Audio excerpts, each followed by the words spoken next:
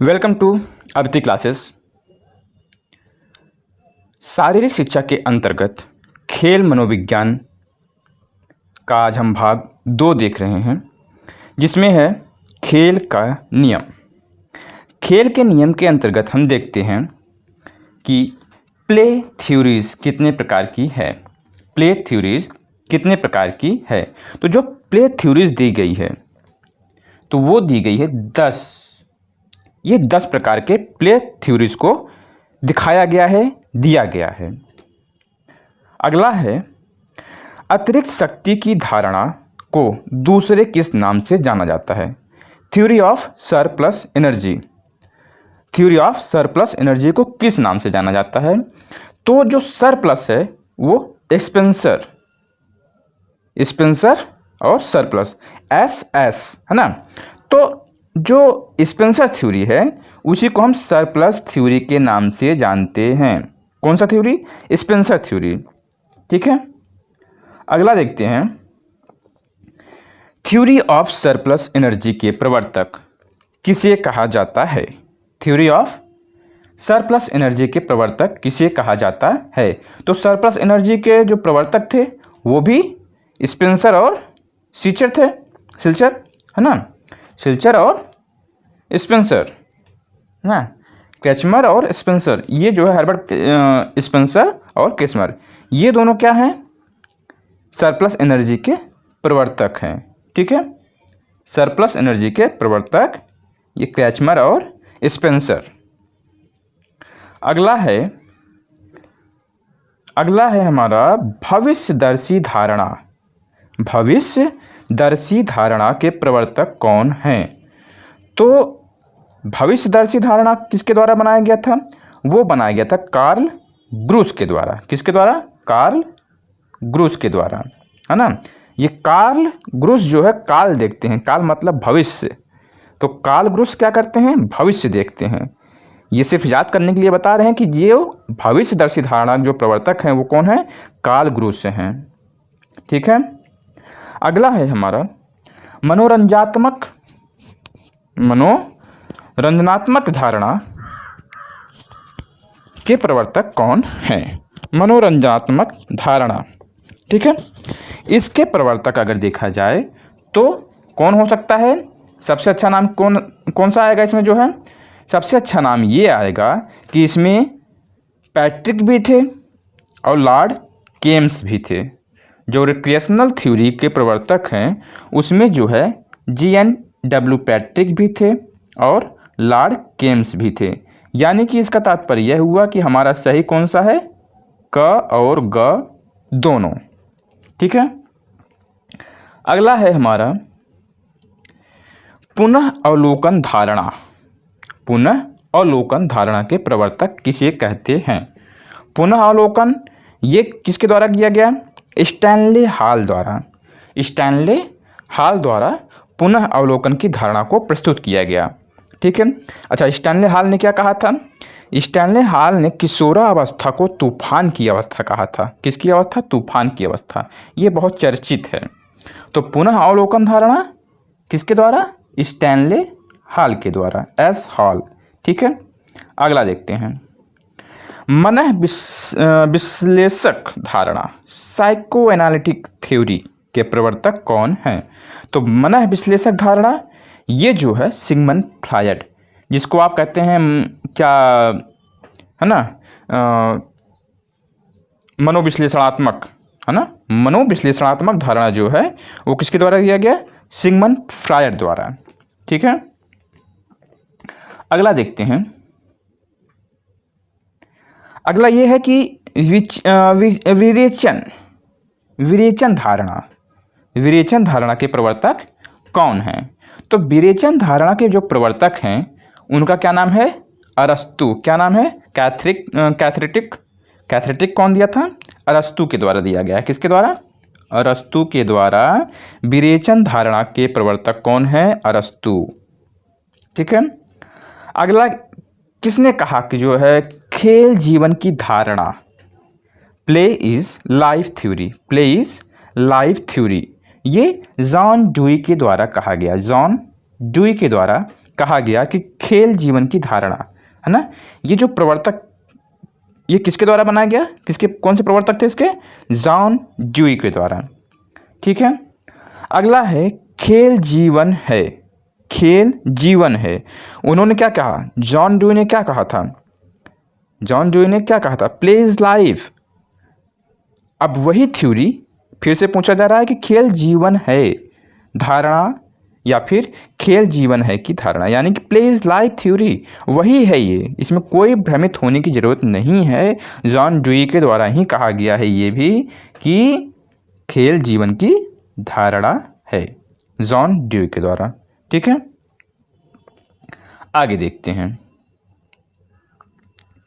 कहा जा रहा है कि philosophy of mind, philosophy of mind को क्या कहा जाता है, फिलॉसफी ऑफ माइंड को क्या कहा जाता है।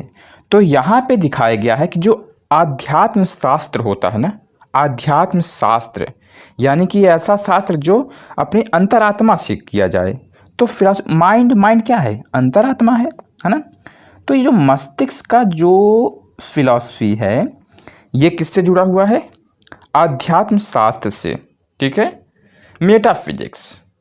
तो फिलॉसफी ऑफ माइंड, मेटाफिजिक्स, आध्यात्म शास्त्र।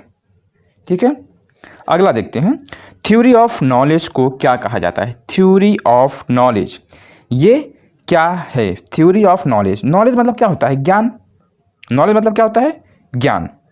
और इस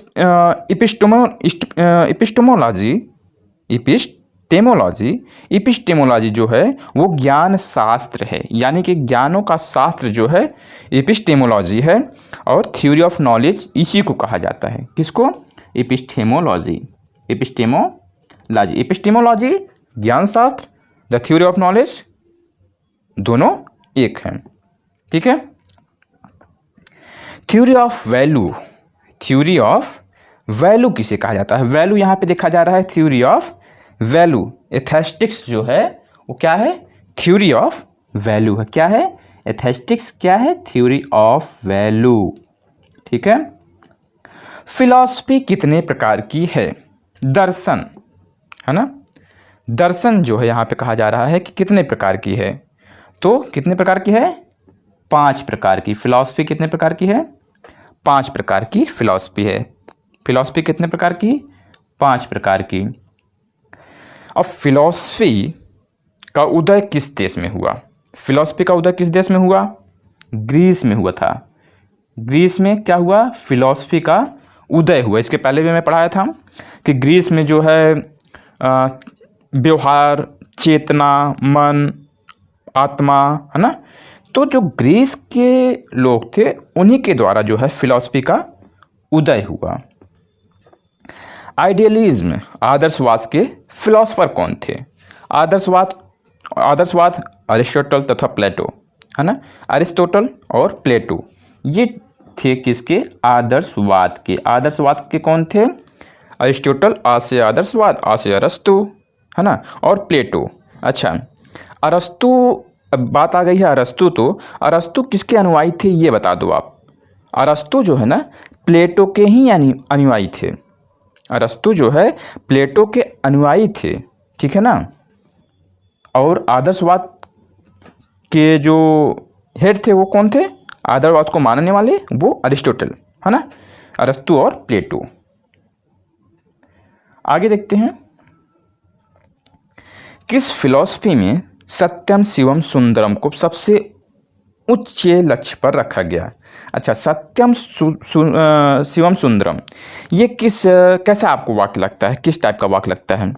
तो इसमें जो है एक आदर्श वाक्य लगता है, कैसा लगता है, एक आदर्श वाक्य लगता है। ये जो है एक आदर्श वाक्य लगता है, क्या, सत्यम शिवम सुंदरम, सत्यम शिवम सुंदरम हमको एक आदर्श वाक्य लगता है ना। तो इस प्रकार से ये कौन सा है, आदर्शवाद हो गया। याद करने के लिए बता रहे हैं कि ये वाक्य जो है एक आदर्श लग रहा है, मतलब बहुत अच्छा लग रहा है। तो इसका तात्पर्य यह हुआ कि सत्यम शिवम सुंदरम क्या है, आदर्शवाद के, है ना, एक लक्ष्य है। सबसे ऊंचा लक्ष्य क्या है, इनका लक्ष्य क्या है, सत्यम शिवम सुंदरम। आगे कह रहे हैं कि बॉडी ब्यूटीफुल को सबसे ज़्यादा महत्व किस दर्शन में दिया गया? यानी कि शारीरिक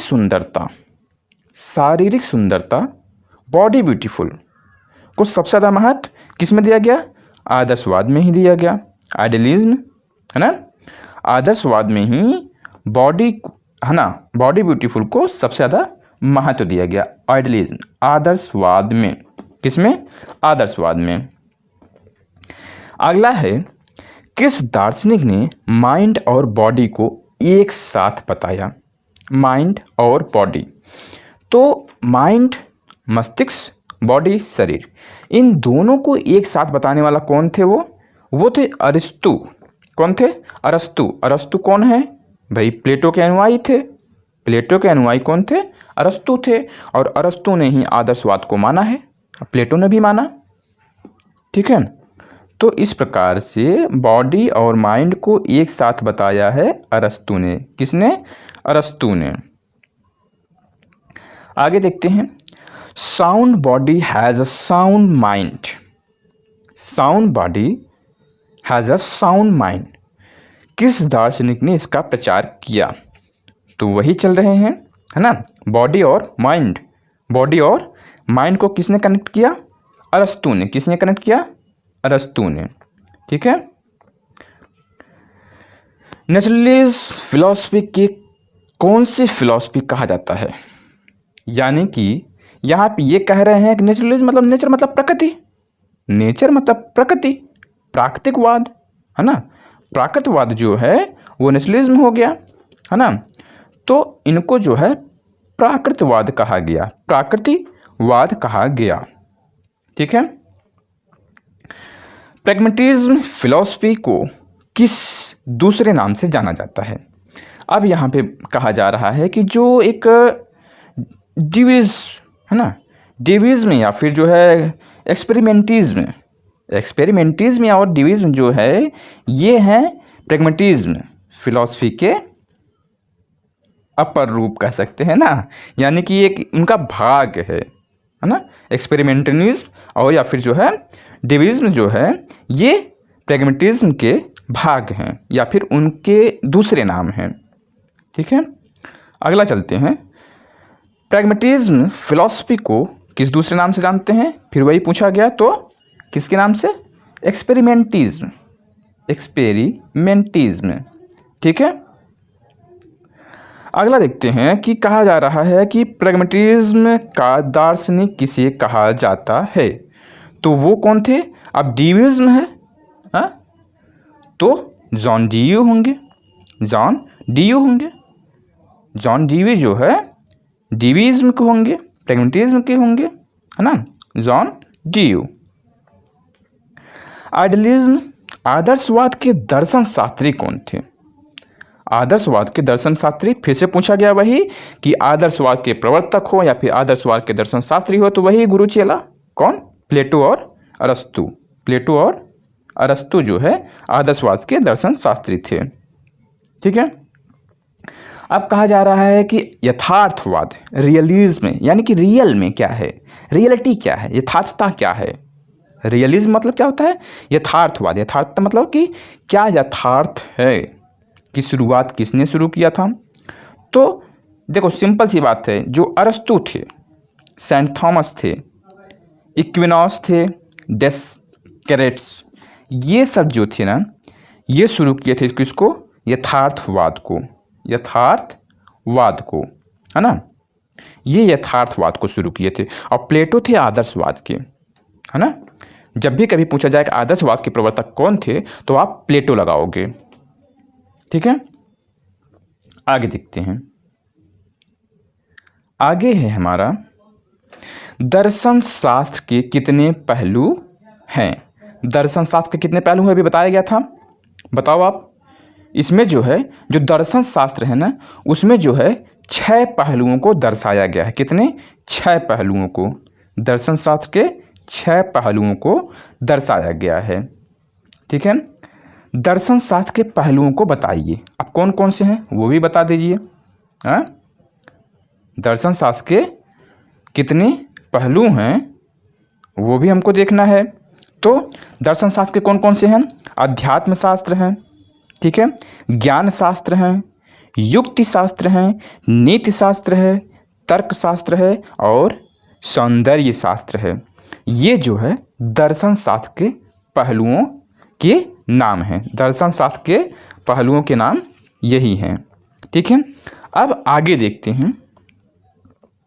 आगे है शरीर के प्रकार। क्या है? शरीर के प्रकार। कहा जा रहा है किस विद्वान को बॉडी टाइप के लिए अग्रणी माना जाता है, यानी कि ऐसा कौन सा विद्वान था जो व्यक्ति को बॉडी यानी कि उसके शरीर के प्रकार में बताया है।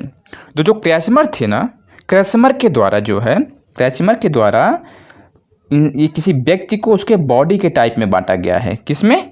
मोटा, लंबा, दुबला, पतला, है ना। ऐसे प्रकार से किसने बांटा है? क्रैस्मर द्वारा। क्रैस्मर द्वारा बॉडी के प्रकार शरीर के प्रकार के द्वारा मापा गया। अच्छा, क्रैस्मर के बॉडी टाइप के प्रकार लिखिए। अब क्रैस्मर ने क्या कहा? क्रैस्मर जो है ना, वो कैसे बांटे थे? वो ऐसे किए कि एथलेटिक में बांट दिए, एस्थेनिक में बांट दिए और पिकनिक में बांट दिए। ये जो है 3 प्रकार के बांट दिए। क्रैस्मर जो बॉडी टाइप में बांटे, वो कहे कि भैया जो पिकनिक वाले हो, मोटे से हो, एकदम बिल्कुल छोटे से बिल्कुल मोटा शरीर, एकदम हंसमुख चेहरा, है ना, वो पिकनिक, जैसे हम लोग पिकनिक जाते हैं ना एकदम बिल्कुल मस्त मौज करते हुए, तो वो पिकनिक टाइप में बांट दिए।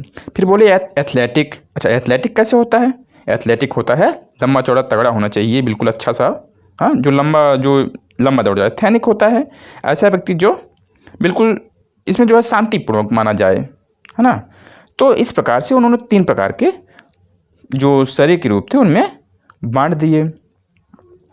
फिर आता है कि सेल्डन ने बॉडी टाइप के प्रकार बताइए। अच्छा, सेल्डन ने क्या किया ना, एंडोमार्फ, मेसोमार्फ, एक्टोमार्फ, 3 प्रकार से उन्होंने सेल्डन ने बांटा था। सेल्डन ने क्या किया? अच्छा, सेल्डन आधा ल लग रहा है ना, सेल्डन में याद करने के लिए बता रहे हैं। सेल्डन से ल आधा ल लग रहा है ना, और यहाँ पे एक्टो, एंडो, मेसो। अच्छा, एक्टो और एंडो इसमें आधा ना लग रहा है ना, तो जो आधा लग रहा है ना वो अब आप जो है उसी में उठा के पलट दो। किसमें? सेल्डन वाले में। जहाँ पे सेल्डन हो और वहाँ पे एक्टो, एंडो और मेसो आ जाए तो समझ लो कि वो किसका है? सेल्डन का है। क्रैस्मर का क्या है? पिकनिक, एथेनिक और एथलेटिक। ये हो गया आपका क्रैस्मर का। तो इस प्रकार से जो है आज का वीडियो यहीं पर समाप्त हुआ। कैसे लगा वीडियो आपको? कमेंट करके बताएं। वीडियो को लाइक करें और चैनल को सब्सक्राइब जरूर कर लें। सब्सक्राइब जरूर करें